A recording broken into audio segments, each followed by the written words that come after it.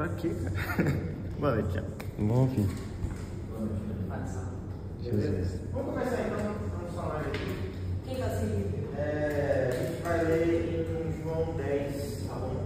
A gente vai falar sobre esse capítulo de João 10 que eu vou te falar, hein?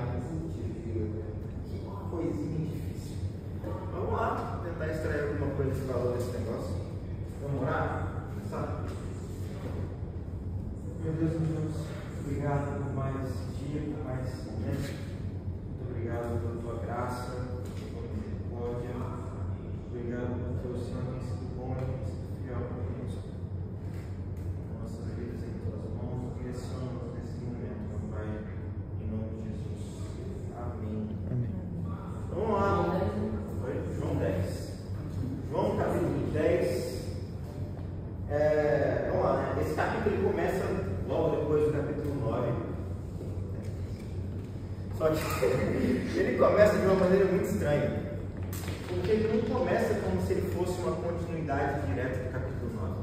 No capítulo 9 a gente vê Jesus conversando com alguns fariseus. Ele está lá batendo papo com os fariseus e por um cego que ele é expulso da sinagoga. Né? Aquele que ele cura o cego e os fariseus falam assim: quem te curou? Não sei, Jesus, o tal de Jesus, ele me curou no sábado, e aí tem problema com os fariseus, e os fariseus chutam o cara porque o cara disse que Jesus era Deus. Beleza. E aí, a gente vai para João 10. E olha como é que João 10 começa. Verso 1. Na verdade, eu digo que aquele que não entra pela porta do curral das ovelhas, mas sobe por outra parte, é ladrão e salteador. Aquele, porém, que entra pela porta é o pastor das ovelhas. A este o porteiro abre, as ovelhas ouvem a sua voz, chama pelo nome as suas ovelhas e sai para fora. Quando tira para fora as suas ovelhas, vai adiante delas, e as ovelhas o seguem, porque conhecem a sua voz. Mas de modo nenhum seguirão estranho, fugirão dele, porque não conhecem a voz estranha. O que isso tem a ver com o que foi passado no último capítulo? Nada. Absolutamente nada. Nada. Esse capítulo ele começa falando sobre essa noção de a porta das ovelhas e o bom pastor. O mau pastor e o mau pastor. Ou o mau pastor e o bom pastor. É um capítulo meio. Assim, né? João, ele é um livro, como eu falei para vocês, cheio de discussões. Ele é um livro difícil de ser lido. Porque aqui a gente está vendo Jesus tentando mostrar para as pessoas que Ele é Deus. Então todas essas discussões apontam exatamente para isso. A gente está vendo aqui um homem que é 100% homem falando como se ele fosse Deus. E as pessoas entram em problemas e em atrito com Jesus exatamente por causa disso. Então, como vocês lerem ou leem isso que eu acabei de ler, né? Assim, aquele que não entra pela porta do curral, mas só pela parte do ladrão. O porteiro abre para o pastor chama as ovelhas e as ovelhas vêm até ele. O que você está falando, Fernandinho? Você tem alguma ideia, cara? Você entendeu o que a gente leu? Do verso 1 até o verso 6? Toda essa ideia de quando tira para fora as ovelhas, vai adiante delas, as ovelhas o seguem porque conhecem a sua voz, mas de modo nenhum seguirão estranho.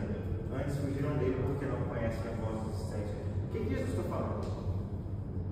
Que as ovelhas, podemos dizer que somos nós, as ovelhas. Este homem que as ovelhas conhecem a voz, está sendo representado por Jesus. E as ovelhas conhecem a voz deste homem. Será que ele está falando alguma coisa além disso? O que você acha? Você entende o que Jesus está falando? Você realmente entende o que Jesus está falando aqui? Ele estaria comentando, que nem o Fer acabou comentando, que aqueles que têm Jesus dentro do coração, que conhecem Ele, vão seguir Ele. E aqueles que não conseguiram ainda alcançar a voz dele, não é que não vai seguir, mas que está faltando conhecer. E você? Eu entendi que Deus é o pastor e a gente é Isso aí. Só que quando Jesus disse isso, as pessoas não entenderam. Ele estava falando sobre a porta, ou pastor, e as pessoas ficam assim, o que esse cara está falando? E aí Jesus percebeu que as pessoas não entenderam. Está lá no verso 6, assim, as pessoas não entenderam. Ele foi e falou de novo. Olha só, tornou, pois, a Jesus a dizer-lhes: em verdade eu vos digo que eu sou a porta das ovelhas. Todos quantos vieram antes de mim são ladrões e salteadores, mas as ovelhas não nos ouviram. Eu sou a porta, e se alguém entrar por mim, salvar-se-á, entrará, sairá e achará pastagens. O ladrão não vem senão a roubar, matar e destruir. Eu vim para que tenham vida e a tenham com abundância. Essa frase específica de Jesus, ela me é cativante, cara. Eu gosto disso. Essa ideia de uma vida abundante. Zé, Mas, uma pergunta. Jesus estava se referindo a quem quando ele estava falando que o ladrão vem para matar, roubar e destruir? quem você acha que Jesus estava se referindo quando ele fala sobre o ladrão? Os pecadores? Qualquer pecador seria um ladrão? Depende da ação dele, você mesmo, né? Aqueles que não acreditam em Deus, que não têm Deus, não têm Deus. Não, o ladrão aí está falando do diabo. O diabo é aquele que vem para matar, roubar e destruir. É aquele que está no sistema. Esse é o ladrão. Esse é o ladrão. Ele que vem para roubar, matar. Essa é a função do diabo. Se você quiser descrever, é isso que ele faz. Ele rouba, ele mata, deturpa. É isso que ele faz. O caminho de Jesus é diferente. Porque ele fala que ele veio para que a gente tenha vida e tenha vida com abundância. Mas, vamos lá, né? De novo. Esse homem, ele está falando que ele é a porta. Ele está falando que ele é uma porta, um caminho. Assim, fala, tipo. Um versículo que está em João também, mas eu não vou saber localizar ele, mas fala: ninguém vai a Jesus senão pelo Pai. Então, as ovelhas seria para você chegar, você passar por a porta, é como que ele fosse o próprio a porta sendo Deus. É como fosse é difícil explicar um negócio É desse. difícil explicar um negócio desse. Olha só, imagina só, Lorenzo. Eu, como homem, falar que eu sou uma porta ou um caminho que aonde você, como pessoa, ou sei lá, talvez como ovelha, vai encontrar descanso. Que coisa louca, meu. O que você faria diante de uma situação dessa? Será que você ouviria esse cara falando? Esse homem, imagina, sei lá, o pastor Guto virar para você e falar: eu sou a porta, quem vir até mim vai encontrar descanso, vai encontrar pastagens, uma vida abundante. Coisa estranha, né, cara? Seria realmente estranho encontrar um homem que iria dizer para você: ó, venha até mim e eu te darei a salvação. Exato, ele está falando que todas as pessoas que vieram antes de mim, todos os pregadores, qualquer coisa assim, eram mentira. Mas eu estou apresentando um caminho verdadeiro. Fala. E as pessoas acreditaram depois do que ele disse? Aí que tá, a gente vai descobrir. Mas não. Não? Depende. É um dilema, na verdade. Alguns acreditaram, outros não. Mas, nossa, é uma coisa estranha de se entender. Pensa só, você ouvir isso de alguém. Eu acharia super estranho. Eu pensei assim, tá, estranho esse cara. Tudo bem que ele faz milagre, mas estranho, né? Muito estranho. Acho que só pelo esse fato dele fazer milagre já amoleceria o meu coração para acreditar. Tudo bem, é um dos argumentos que Jesus usa, inclusive. Mas, assim, se você não crê em mim, crê nas obras que eu faço. Exato. Porque ele fala isso mais à frente da discussão. Mas, ainda assim é estranho. É estranho, muito estranho. E Jesus aponta sobre o que ele veio trazer para nós nesse capítulo. Sendo o bom pastor uma porta, ele fala que ele nos dá verdadeira liberdade. Uma verdadeira liberdade. Um caminho. Lorenzo, diz aí, cara, o que é liberdade? O que seria a liberdade que Jesus se propõe a nos dar? Ou ideia, alguma situação? Não, a salvação e liberdade são coisas diferentes. Porque a gente naturalmente está morto. Espiritualmente falando, nós estamos mortos. Antes de Cristo. É como o vale de nossos seres, lá em Ezequiel 33. A gente está morto. Só que, assim, a gente está dentro desse sistema, na verdade, né? Que é mau, que é corrompido. Por isso que a gente fala assim, o que o diabo vem? O diabo vem para matar, roubar e destruir. Esse é o sistema dele, porque o salário do pecado é a morte. Então a gente tem exatamente esse sistema acontecendo. Então a gente está morto e vem esse pastor falando que ele vem para que a gente tenha vida, porque então sem ele a gente não tem, né? Se ele vem trazer vida, então eu presumo que sem, assim, com ele vem trazer vida, sem ele então a gente está morto. A gente está dentro desse sistema, dentro do sistema do ladrão. Vem para nos matar, nos roubar e destruir. Legal. Assim, a gente pode estar preso achando que está livre. Então, volta e pergunta: o que é liberdade? Verdade, quando. Já com o Gustavo.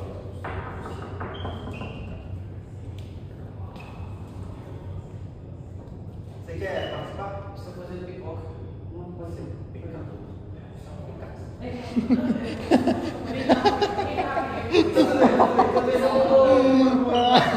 Pode lá. Volta a pergunta. O que é liberdade? O que é liberdade? Verdade, quando você é livre, mas de um jeito tipo. Livre, Ai, não tipo, consigo. você ressuscitou. Não, Deus não é isso. Tipo, que você está livre, mas não tão livre para fazer outras coisas ruins. Tá, deixa eu entender direito. Sobre o que é liberdade?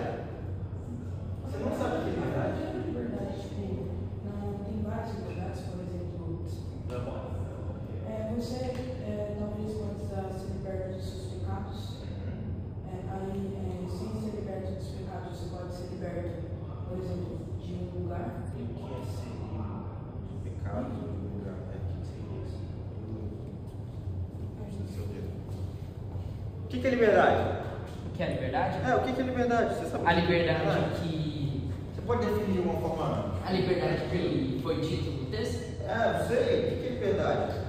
Se a gente está preso nesse sistema do ladrão e Jesus vem para que a gente tenha vida, porque lá a gente vai encontrar vida abundante, uma vida livre, o que é liberdade?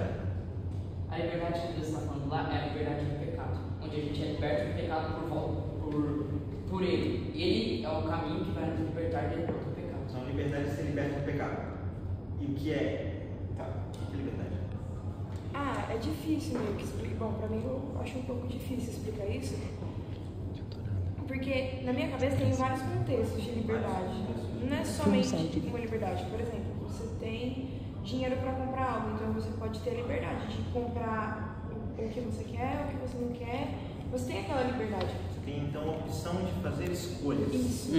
Então, liberdade a gente poderia dizer que é a opção de fazer escolhas? Faz sentido? Faz sentido. Porque você... Escolhas, sempre elas. Sempre, escolhas. sempre. Porque você... Sempre elas. Exato. A questão é essa. Quando a gente vê essa liberdade que Jesus nos promete, é que, vamos lá, né? Vamos voltar para... Vamos lá. Um escravo, ele tem liberdade? Não. Por que não? Porque ele está sujeito ao seu senhor. Exato.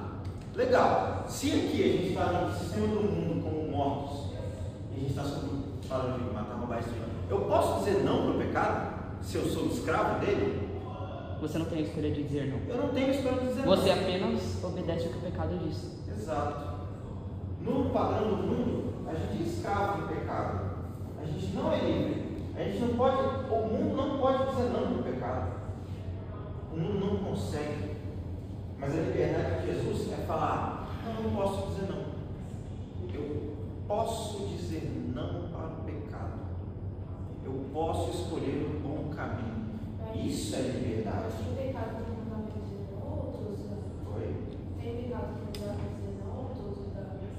Não, todos dá. Porque Jesus promete que não mandaria a tentação que a gente não seria capaz de suportar. Então, no momento que a gente é livre do pecado, porque Jesus nos liberta, faz nova criatura, aí sim, a gente pode dizer não. A gente pode dizer não. Pegar se uma escolha. E deve. A gente, exatamente, deve. Por quê? Porque Jesus veio para que a gente tenha uma vida abundante. Uma vida abundante, cara. O mundo não tem vida abundante. Isaías diz que para os ímpios não há paz. Paz é um privilégio que a gente pode ter como sendo ovelhas desse bom pastor. que está aqui falando desse tal de Jesus, que está falando que é a porta e que é o bom pastor e que é conhecido das ovelhas dele, que ele chama e elas vêm até ele. Faz sentido? Então vamos lá. Ele se coloca como o caminho, a verdade e a vida. Ninguém vem ao Pai senão a não ser por ele, né? Que você tinha comentado. Vamos lá. Então, volta a pergunta. Deus faz alguma coisa ruim? Porque a gente viu que a gente está sob um sistema do mundo. Esse sistema será que vem de Deus de alguma forma? Será? O que você acha? Talvez a pergunta tenha ficado confusa. Não. Deus é bom. Deus não faz nada ruim. Mas o diabo vem e impõe o sistema dele sobre o mundo, porque o mundo escolhe o pecado. Sim. Faz sentido? Faz. Mas vamos lá. O que é uma vida abundante? Não tenho ideia do que seria uma vida abundante. O que você consideraria ser uma vida abundante, meu nobre Lourenço? Uma vida abundante. Coisa estranha. O que é uma vida abundante? Uma vida abundante. Uma vida cheia. Abundante. É para cheio também. O que seria uma vida abundante? Que Jesus diz. Sabe? Coisa lá do céu. Coisa do céu. Cheio de bênçãos. Será? Amém. A Bíblia diz que seria uma vida abundante. Uma vida abundante com Cristo? Oi? Uma vida abundante com Cristo? Sim, uma vida abundante seria uma vida abundante com Cristo. Uma vida abundante. Coisa interessante, né? Eu fico me perguntando o que seria essa vida abundante. De verdade, Você não tem a resposta ainda? eu não sei se eu tenho uma resposta exata para essa pergunta sobre o que é uma vida abundante. Eu acho que. Fala, Thiago. Tem um versículo que eu também não vou conseguir localizar, que fala onde tinha pecado, abundou a graça. Isso. Sobre esse fato, eu creio que ter uma vida abundante é ter uma vida vivendo, tendo um favor imerecido, que seria a graça. Uma vida cheia de graça. É, Uma vida abundante. uma vida Eu acho abundante. que passa por aí também. E o que você diria sobre uma vida Uma vida abundante? abundante seria uma vida como a que Jesus falou, como a gente vê no Velho Testamento. A ideia do Velho Testamento de uma vida boa é tipo o que está lá no Salmo 1. O que está lá no Salmo 1? Bem-aventurado o homem que não anda segundo o conselho dos ímpios, nem se detém no caminho dos pecadores, nem se assenta na roda dos escarnecedores. Esse aí, ele é livre. Ele tem escolha. Ele tem uma vida abundante? Vamos lá, vamos chegar no final do texto? Será? Antes tem o seu prazer na lei do Senhor, e na sua lei medita de dia e de noite. Ele conhece o bom pastor dele. Ele sabe ouvir a voz, porque ele conhece o que está escrito. As palavras que estão escritas na Bíblia, que a gente lê todo dia, são as palavras desse pastor. Quando ele fala, esse salmista do Salmo 1, ele entende, porque ele medita, ele conhece. Como é que é o verso 3? Não são assim ricos. Já é esse? Não, já entrei. É como árvore É, plantada árvore junto plantada a junta. Plantada junto às beiras de águas, Dá a qual dá o seu tempo no seu fruto. Não, qual dá o fruto no seu Seu tempo, suas pessoas pessoas não cairão. e tudo quanto fizer Fizer prosperar. prosperar. Eu acho que isso aí é a vida abundante. Vocês que decoraram a gente tudo tem em acesso. arque, né? Faz sentido? A gente está lá Eu só sei no veio tudo, né? uma árvore junto a ribeiros de águas que dá o fruto no tempo certo, no Só jeito sei certo, isso. na medida certa. E tudo quanto a gente faz prospera. Tem um salmo que fala que andar com Deus, tipo assim, de verdade, é como se as bênçãos nos perseguissem. As bênçãos de Deus simplesmente vêm atrás de nós. A gente não faz nada e Deus vai lá ganhando todas as coisas. Eu acho que isso aí é a vida abundante. Isso é o que nós ganhamos? A vida abundante? Oi? Imerecido. Isso é o que ganhamos? A vida abundante? Eu acho que é. Eu acho que é uma vida que talvez não luxuosa, mas uma vida próspera. O que é prosperidade? O que é prosperidade? Vamos lá, prosperidade. O que eu te falo? Legal. O que é ser próspero? O que é prosperidade? Alguém sabe o que é prosperidade? Tipo assim, porque a gente tem ideia de prosperidade. Oi? Algo que bom. Algo que prospera. Tipo assim, o que é prosperar? O que é prosperar? Acho que não tá. acho que não está ligada somente no dinheiro. Não tá. Está ligada em todas as áreas da nossa vida. Certo? Certo. É tipo assim, porque a gente tem a ideia de prosperidade como sendo simplesmente financeira. Exato. Não, porque eu vou prosperar financeiramente. Meu negócio vai prosperar, ele vai crescer, ele vai se desenvolver. É tipo você esperar algo bom. Não, exatamente. É tipo, as coisas crescerem para um lado bom, se desenvolverem. É tipo assim, você vai ter uma vida próspera financeiramente. A vida financeira vai crescer, vai se desenvolver, vai ter frutos. Isso é prosperar. Só que prosperidade não se limita só a dinheiro, se expande a relacionamentos, ter uma família próspera. Conhecimento. É tipo, família próspera. O sonho de ter uma família próspera. Meu sonho. Uma família que se desenvolve. Uma família que está estruturada, que está bem. Isso é fruto de uma vida abundante. Que é exatamente aquilo que a gente vê em Salmos 1. Por quê? Porque não são assim os ímpios, porque são como a moinha que o vento espalha. Por isso os ímpios não subsistirão no juízo, nem os pecadores da congregação dos justos. É o sistema do mundo. Fora disso, o sistema de Deus é diferente. Eu esqueci o verso 5. O que é o verso 5? Você lembra? Salmo 1.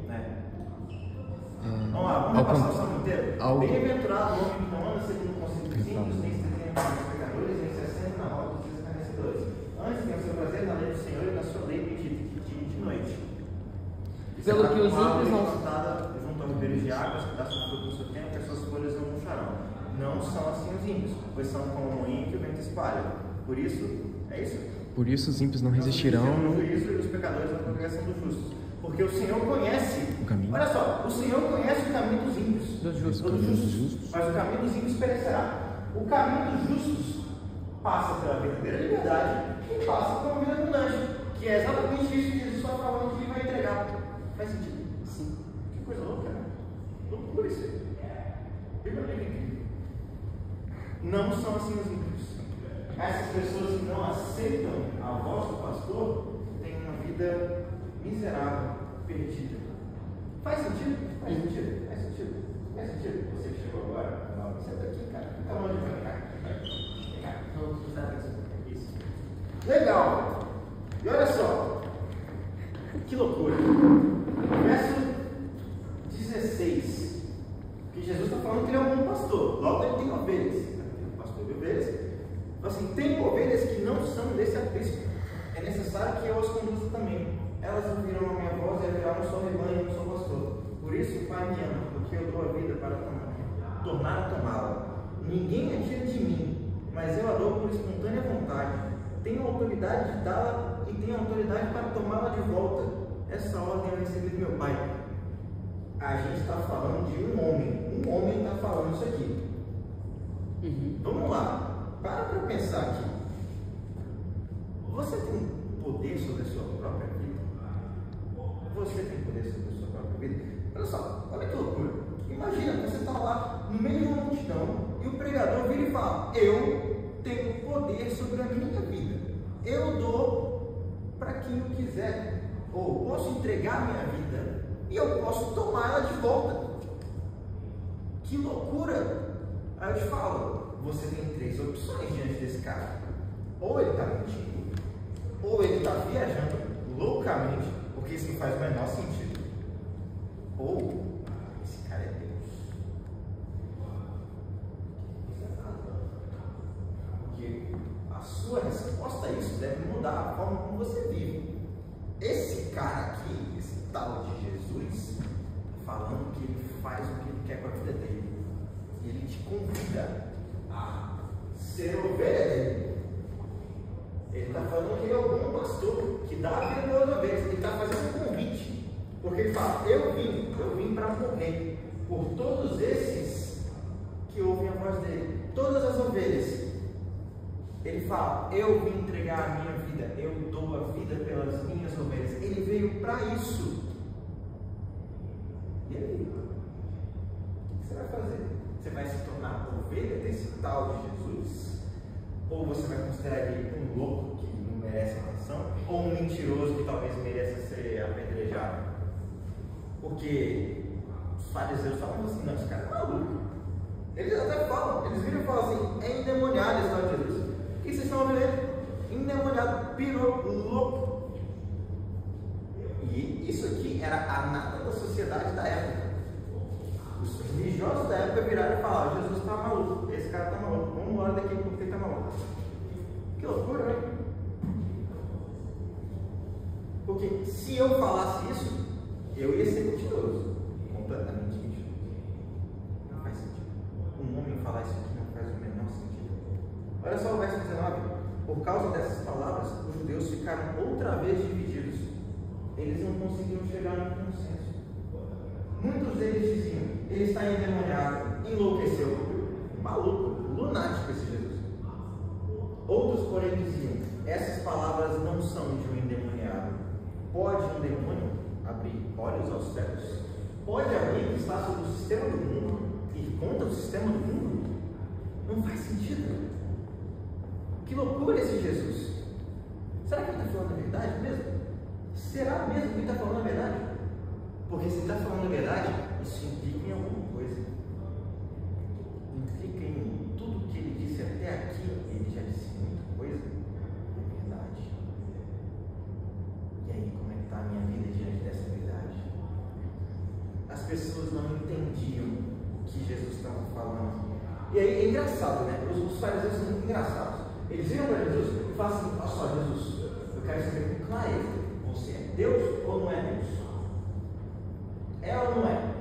Como é que vai ser? Como é que vai ser? Porque ele está falando que ele é o Messias. Será que isso é verdade ou mentira? Quero saber imediatamente, diga-me agora ou cala-se para sempre. E aí Jesus vai e fala com eles, né? Porque o que eles esperavam? Alguém sabe dizer o que os judeus esperavam do Messias? Alguém sabe? O que os judeus esperavam do Messias? Você fica quietinho aí. Você. O que os judeus esperavam de Jesus? Porque eles estão contradizendo, eles estão totalmente contradizendo aqui. Estão malucos. O que eles esperavam do Messias? Você sabe? O que eles esperavam do Messias? Sim. O que eles esperavam do Messias? Qual é a visão que eles tinham do Messias? Desse enviado de Deus? Que ele talvez ele era louco, ou ele era Mentiroso? Não é exatamente isso. O que os judeus esperavam do Messias? O que eles esperavam do Messias? Espera aí. O que eles esperavam do Messias? Você sabe isso? Qual é a imagem que os... Qual é a imagem que os judeus tinham de Jesus, daquele que seria o Cristo? Alguém sabe? Você sabe? A verdade? Não. Poder. O que você acha, Deus? Fala tudo, Thiago, você que está aí louco para falar. Os judeus, eles achavam que o Messias ia vir num cavalo de fogo, como um guerreiro assim sanguinário. É, tipo isso. Os judeus achavam que esse Messias iria vir tipo um general. Eles estavam sob o domínio de Roma na época. Então Roma chegava, dava uns tapas no judeu e falava assim: vamos lá, faz o que eu quero. Então eles estavam assim: Roma está nos oprimindo. O Messias vem para libertar os povos de Israel. Isso está escrito. Então o que eles acharam? O Messias vai libertar eles. Ele vai chegar aqui com um exército e ele vai dar uma surra em Roma. Isso é que eles estavam esperando. Aí chega esse Jesus, esse cara, ele fala: eu sou uma porta, eu sou um bom pastor, eu dou a minha vida pelas ovelhas, eu vim para que vocês tenham uma vida abundante. Mas ele não está falando nada sobre Roma. Ele é um pobre qualquer. E os judeus viram e falam assim: eu não quero esse Messias, eu quero aquele que vai libertar Israel de Roma. Só esse, mas nenhum. Essa é a grande questão aqui. Porque Jesus fazia obras que provavam, ou que apontavam para que ele realmente fosse o Messias. Só que eles não queriam.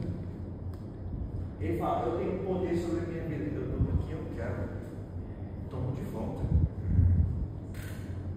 Ele fala que ele é o Filho do Homem. Só que os judeus não queriam. Vamos dar uma olhada aqui, ó. Os judeus se reuniram, lá no verso 24. Reuniram-se ao redor dele e perguntaram: até quando nos deixará em suspense? Se você é o Cristo, diz-nos abertamente, conta logo de uma vez, vai. E Jesus respondeu: eu já disse, mas vocês não creem. As obras que eu realizo testemunham sobre mim, mas vocês não creem, porque não são as minhas ovelhas. Ele está falando para pessoas que conheciam a Bíblia, só que não conheciam a voz do pastor. Que loucura! Então, não necessariamente você conhecer a Bíblia é garantia que você conhece a voz de Deus. Não necessariamente você ler esse livro garante que você vai saber o que Deus está falando com você. Coisa complexa, né? Assim, achava que por ler a Bíblia eu estaria ouvindo a voz de Deus de forma clara e concisa. Não necessariamente. Os fariseus liam, mas o problema é no coração. Os fariseus liam a Bíblia e sabiam sobre cada parte, mas a usavam para o benefício próprio. Exato. Olha só isso aqui. As minhas ovelhas ouvem a minha voz. Eu as conheço, elas me seguem. A mesma ideia do Salmo 1. Eu lhes dou a vida eterna e elas jamais perecerão. Ninguém as poderá arrancar da minha mão. O meu Pai, que as deu para mim, é maior do que todos. Ninguém as pode arrancar da mão do meu Pai. Eu e o Pai somos um. Ele está falando, eu e o Pai, eu e Deus, somos um. Ele respondeu diretamente para os judeus: eu sou Deus. Eles perguntaram.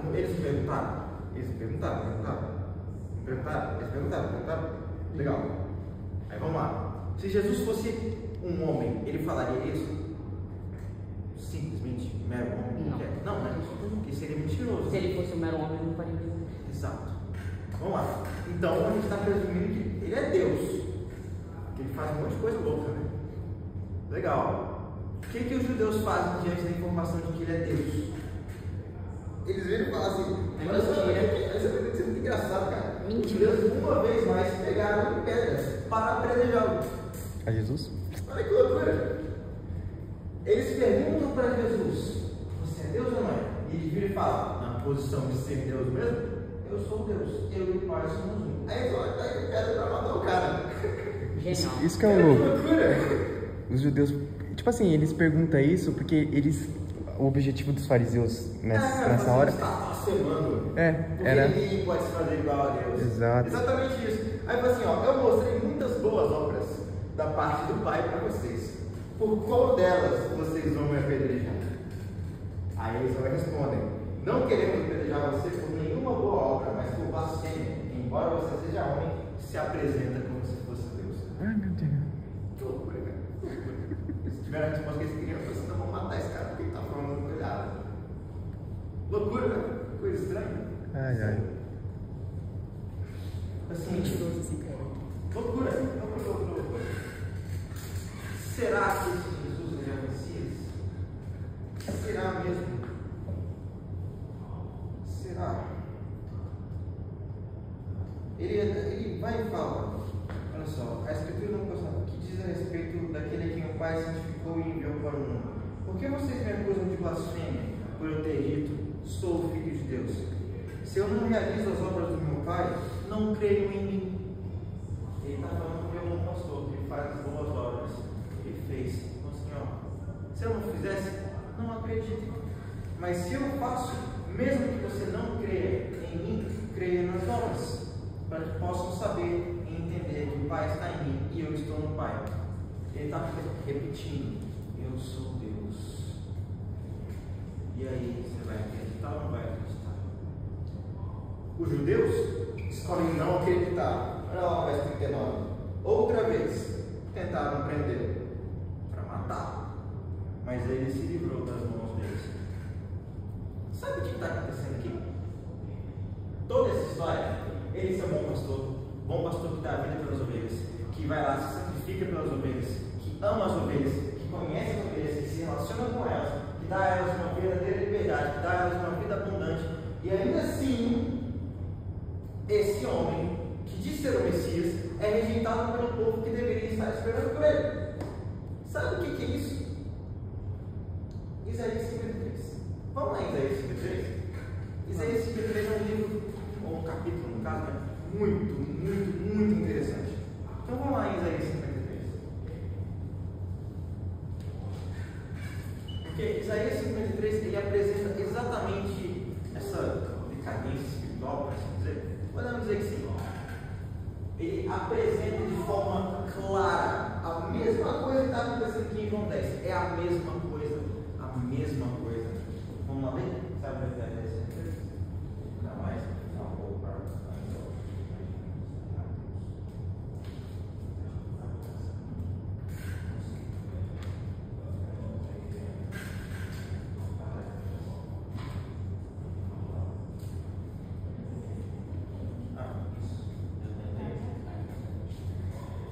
Todo mundo abriu? Todo mundo abriu? Isaías 53. Você. Lê o primeiro versículo aqui. Lê até o verso 3. Quem creu em nossa mensagem, e a quem foi revelado o braço do Senhor, ele cresceu diante dele como broto do tempo, e como uma raiz saída de uma terra seca. Ele não tinha qualquer beleza ou majestade de outra isso. Nada havia em sua aparência para que o desejássemos. Foi desprezado e rejeitado pelos homens, um homem de dores e experimento do sofrimento. Como alguém de quem os homens escondem o rosto, foi desprezado, e nós não tínhamos nem estima. O que ele está falando aqui? Quem ouviu? Isaías está falando, mas é a mesma coisa. É como se Isaías, tem um salmo de Davi que ele fala como se ele estivesse na posição de ser o Messias. É como se Davi tivesse sido ministrado por Deus e ele está recebendo uma ministração, assim, falando como se Deus estivesse falando. Fala.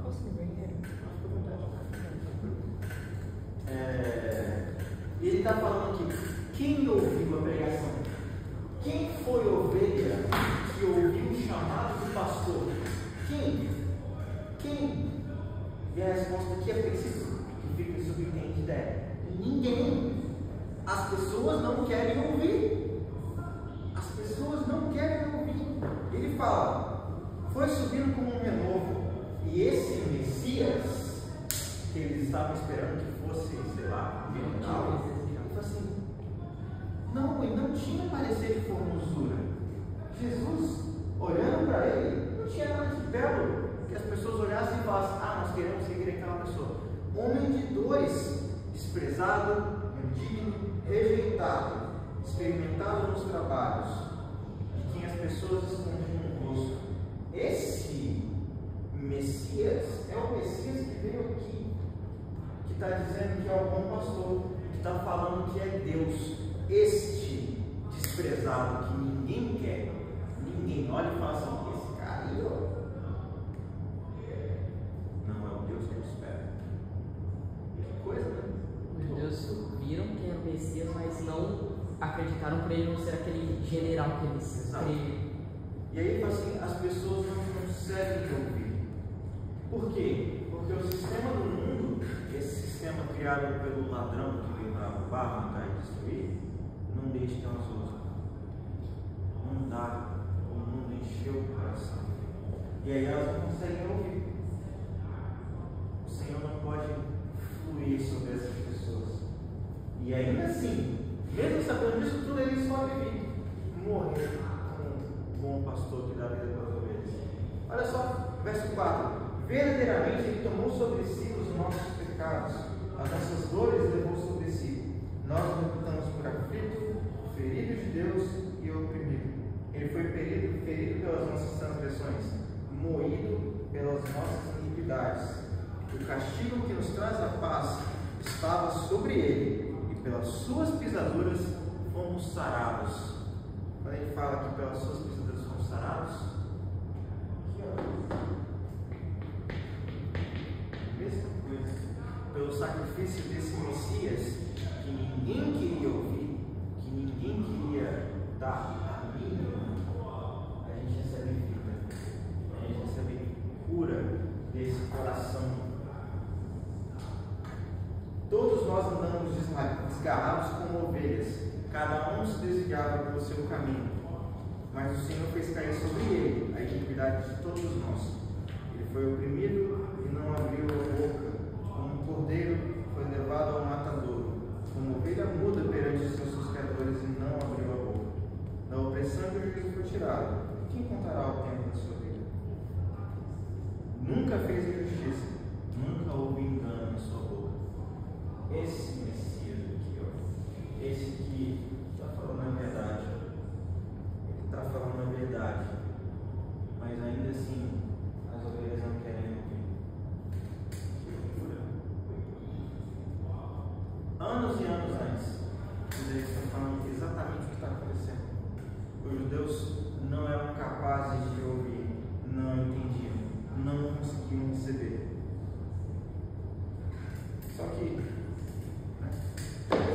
a vida que Jesus dá seria só meramente física?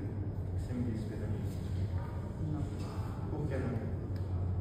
Porque a vida que Deus dá não seria meramente física? Não, vou fazer outra pergunta. Quando Jesus veio para morrer, ele veio morrer meramente fisicamente? De alguma forma? O que você acha? Jesus veio para morrer, não veio? Ele falou que ele veio dar a vida dele, das ovelhas dele. Essa morte foi uma morte puramente física? Não? Como não? Me explica. A gente pergunta muito difícil para as crianças. Que é utilizar, mas não seria uma morte totalmente em vão para demonstrar. Em vão ela não seria, mas ela seria só física. Lourenço, essa morte que Jesus fala aqui, que ele fala que ele vai se entregar, seria uma morte meramente física? Ou tem alguma outra coisa por trás? Ele fala, não totalmente físico. Pelos pecados, ou seja, pelos pecados espirituais das pessoas. Uma coisa que você é a mesma coisa que você fez? Olha só que loucura, né? Jesus veio para morrer. Ele morreu pelos pecados. Quer falar alguma coisa? Você quer falar alguma coisa ou não? Olha só isso aqui no verso 10 de Isaías 53. Todavia, ao Senhor agradou moê-lo, fazê-lo enfermar, quando a sua alma se puser para a expiação do pecado. Jesus é filho de Deus? Jesus é filho de Deus? Legal. Um pai gosta de bater no filho? Normalmente não, né? Mas o que ele está falando aqui? Ao Senhor agradou moer. Moer quem? Moer quem? Um pastor. Esse que veio morrer pelas ovelhas dele. Ao Senhor agradou moê-lo. Como assim? Fala, Thiago. Na morte de cruz, é como todo mundo sabe que um dos atributos de Deus é a justiça. E pela vida que é muita, tipo assim, pelo pecado, que era tomado totalmente pelo mundo, existia algo que Deus não concordava, que era a injustiça. Que contra eles a justiça de Deus. Então Jesus é como que Deus esmagasse, como Deus estivesse lançando sobre ele todas as nossas injustiças, para aí sim agradar, tipo, meio que pagar a justiça, para você se sentir satisfeito, porque o preço já foi pago. Sim, a morte de Jesus é física, porque ele morreu fisicamente, mas sim, tinha toda uma questão, todo um peso espiritual por trás, porque o castigo que nos traz a paz que envolve essa vida abundante, que envolve liberdade, estava sobre Jesus, porque o sacrifício de bodes ou de bois não pode satisfazer. Como é que é? O sangue de bodes não pode satisfazer. Esqueci muito. Não adianta. Só bode, só o sangue de animais não satisfaz a justiça de Deus. Então, quando Jesus vem para morrer, ele vem para morrer, mas todo o peso espiritual, de todo o pecado do mundo, de toda a história, está sobre ele. Passado, presente e futuro. Exato. Por isso que o castigo que nos traz a paz está sobre ele. Por isso que ele foi moído pelas nossas transgressões. Esse é o nosso pecado. Transgredir a lei e contra a lei, pecar contra Deus. Tudo isso. E contra a mão. Oi? E contra a mão. Exatamente isso. Essa contramão que é o sistema. Então, sim, Jesus morreu de forma física, mas tinha muito peso. Ele não morreu simplesmente por conta da parte física. Tanto que quando os judeus vão lá tirar Jesus da cruz, eles viram e falam assim: nossa, já morreu? Como assim já morreu? Porque os outros dois estavam vivos. Loucura, né? Essa morte de cruz, ela era torturante pra caramba. Mas os caras podiam ficar vivos ainda. E em algumas horas Jesus morreu. Foi só físico.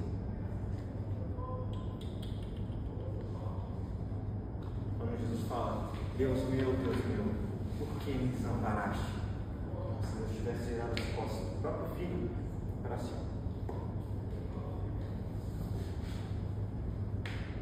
Loucura, né? Nesse momento em que Deus faz essa oração que você acabou de citar, muitos teólogos, estudiosos acreditam que foi a hora que todos os pecados estavam sobre ele. Possivelmente. É exatamente isso. Olha só. Mas por que ele fez isso? Por quê? Na esperança de quê? Isaías 53 também responde. Olha só. Verá a sua posteridade, prolongará os seus dias, e o bom prazer do Senhor prosperará na sua mão. O trabalho da sua alma ele verá e ficará satisfeito. Com seu conhecimento do servo justo, justificará muitos, porque a iniquidade deles levará sobre si. Lhes darei a parte de muitos e com os poderosos, repartirá ele o despojo, porquanto derramou a sua alma na morte e foi contado com seus agressores.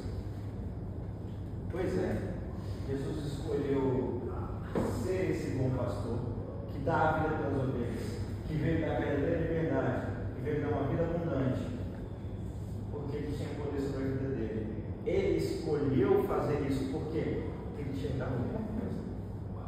Ele olhou e falou: vai valer a pena. Ele veio para cá por você. Ele veio para cá por você, Guilherme, por você. Ele olhou e falou: eu vou. Veio para sofrer, veio para ser rejeitado pelas pessoas que deveriam recebê-lo, veio para ser rejeitado pelas pessoas que deveriam recebê-lo. Lá em João 1, fala assim: veio para o que era seu, mas os seus não receberam.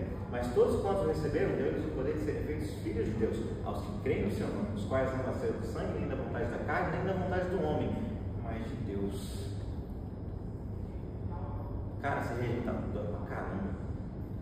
Ser rejeitado por alguém que você ama, pior ainda. Jesus veio para ser rejeitado pelo povo dele. Ele veio ser rejeitado pelas pessoas que ele veio salvar. Ele escolheu vir assim mesmo, pelas ovelhas que não eram da vez dele ainda, por nós, que não mereço nada. E aí fica aquela grande e velha pergunta: o que é que eu vou fazer diante disso? O que é que eu vou fazer diante desse Deus, desse homem que está falando que é uma porta, que é um bom pastor, que veio para morrer por mim? Esse homem falou que veio morrer por mim. E aí, será que eu dou ouvido para o que ele está falando?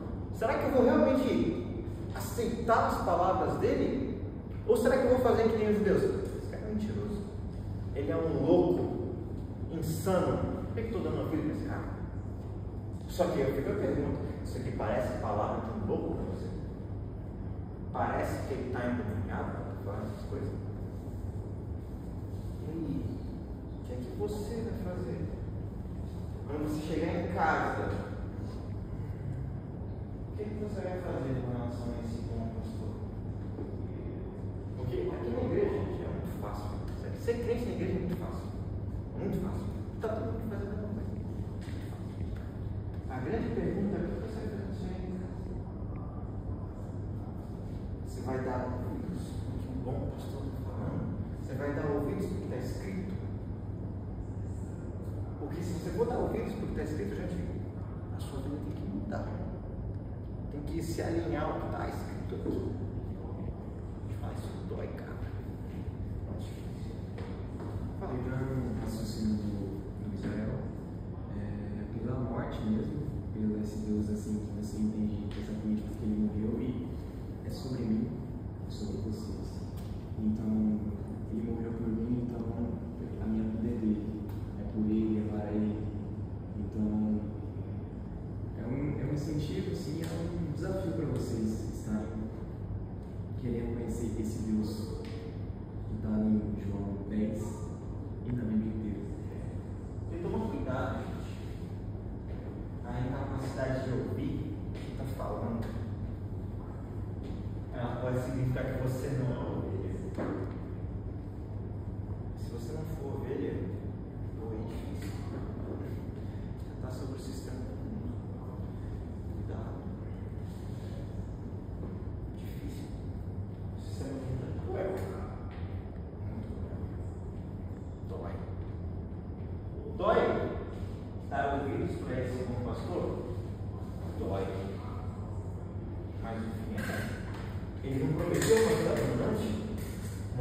plena, uma vida carregada de paz. Ele promete paz. Paz. Vocês são jovens ainda. Muito jovens, muito jovens. Talvez vocês não tenham noção de como meu, paz é uma coisa tão valiosa. Paz é uma coisa valiosa. Você poder dormir em paz, sem preocupações, ou mesmo que tenha preocupações, você entregar isso para alguém. Isso não tem preço. Paz não tem preço. Não tem paz. Mas o bom pastor promete essa liberdade e uma vida abundante que está permeada por paz. Essa é a verdade. Mesmo que seja dolorosa, mesmo que seja na miséria, vale a pena. Faz sentido? O capítulo de João 10 fala basicamente essas coisas. É uma coisa um pouco complicada de ler livros e passagens para jogar. Mas, resumo isso aqui. Faz sentido? Sim. Vamos lá. Para quem sentiu o desejo do coração de estar conhecendo mais, eu recomendo que vocês, quem nunca leu, ou quer seguir um plano de leitura, tipo cada dia está lendo uns 3 ou 2 capítulos, eu recomendo a versão NTLH, que ela é bem simples de entender e para quem está começando muito bom. Mas aí quando você já estiver mais um para frente, já tem NVI ou NVT. ACF. A ACF é o que tem. A ACF vocês vão explodir. Vamos lá. Vamos lá? Vamos café.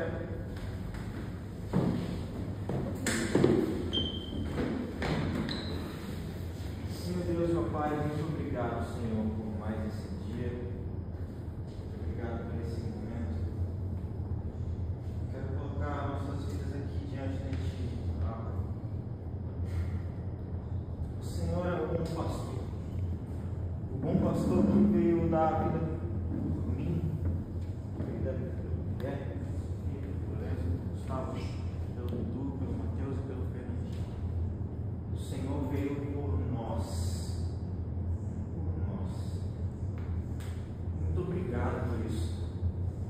Porque nós não merecíamos. Mas muito obrigado. Ajuda-nos, Senhor, a dar ouvidos à Tua voz de verdade. Ensina-nos a Te ouvir e receber a Tua palavra como ovelhas do Teu aprisco. Nos ajuda, Senhor, a, em meio às Tuas palavras, ouvir a Tua voz, porque nós precisamos da Tua voz.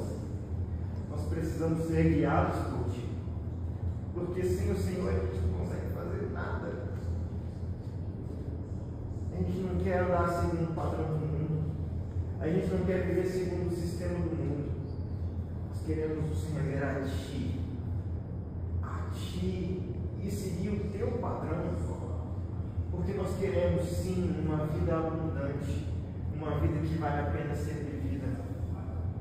Nos ajuda conosco, guarda os nossos corações, vem com a gente, para que a gente possa ser ovelhas do Teu aprisco, para que a gente possa ouvir a Tua voz, a voz do Deus que fala o tempo todo, e que a nossa vida possa, Senhor, ser influenciada, impactada por isso. Vem fazer novas todas as coisas e vem ministrar aos nossos corações. Em nome de Jesus. Amém. Amém. Muito obrigado, muito prazer.